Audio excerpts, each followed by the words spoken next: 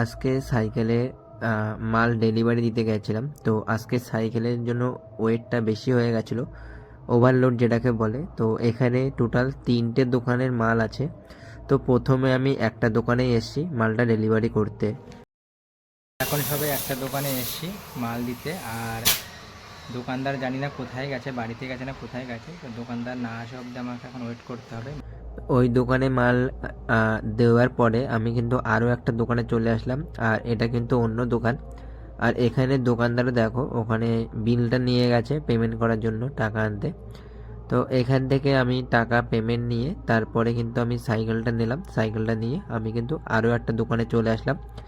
এই দোকানে কিন্তু অলরেডি মাল আমার নামানো হয়ে গেছে, আর এর মধ্যে এখন আর একটা দোকান আছে। তো এখানে দেখো দোকানদার ব্যাগ থেকে বিল দেখে মালগুলো মিলিয়ে নিচ্ছে, যেহেতু কোনো মাল কম বেশি এসছে কিনা সেটা অবশ্যই দেখা উচিত। তো এইভাবে দেখার পরে আমি আর একটা দোকানে চলে গেছিলাম, সেখানে মাল দিয়ে চলে এসেছি।